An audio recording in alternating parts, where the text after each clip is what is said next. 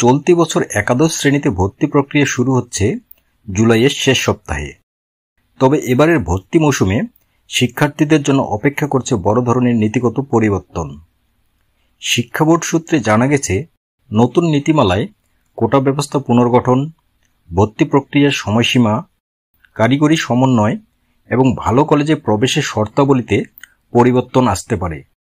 আন্তঃশিক্ষা বোর্ডের সমন্বয়ক ও ঢাকা বোর্ডের চেয়ারম্যান অধ্যাপক ডক্টর এহসানুল কবির বলেন, এবারের ভর্তি নীতিমালায় বেশ কিছু বিষয় পরিবর্তন আসতে পারে।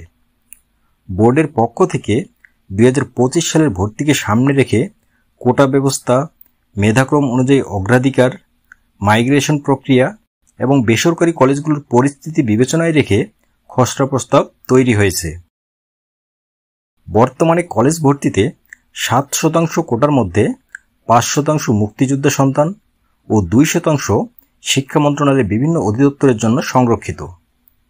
তবে বোর্ড সূত্রে জানা গেছে, এবারে জুলাই গণ অভ্যুত্থানের শহীদ ও আহতদের পরিবারের জন্য একটি বিশেষ কোটা চালুর সিদ্ধান্ত আসতে পারে। পাশাপাশি মুক্তিযোদ্ধা কোটার যৌক্তিকতা নিয়েও আলোচনা চলছে।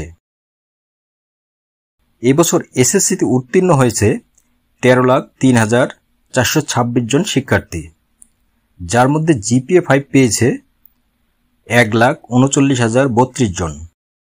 কিন্তু শিক্ষা বোর্ড ও পরিসংখ্যান ব্যুরোর তথ্য অনুযায়ী দেশের সেরা 240 থেকে 250টি কলেজের আসন সংখ্যা রয়েছে মাত্র 1 লাখের মতো।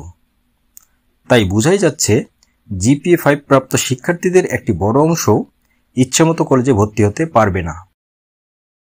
এদিকে নটরডেম, হলিক্রস ও সেন্ট জোসেফ কলেজ বরাবরের মতো এবারও নিজস্ব ভর্তি প্রক্রিয়ার মাধ্যমে শিক্ষার্থী বাছাই করবে।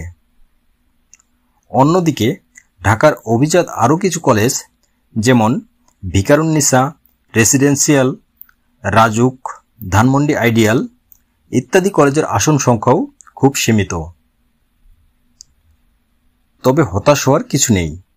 ব্যানবেইস ও শিক্ষা বোর্ডের তথ্য মতে সারা দেশে ভর্তিযোগ্য আসন রয়েছে প্রায় 33,25,000, যার মধ্যে কলেজ ও মাদ্রাসায় 22 লাখ, কারিগরি শিক্ষা বোর্ডের অধীনে 9 লাখ এবং সরকারি ও বেসরকারি পলিটেকনিকে আসন রয়েছে 2,41,000। কিন্তু উত্তীর্ণ হয়েছে 13 লাখ শিক্ষার্থী। এতে দেখা যাচ্ছে প্রায় 20.5 লাখ আসন শূন্য থাকছে, যা বেসরকারি কলেজগুলোর জন্য অবশ্যই একটি কঠিন বার্তা।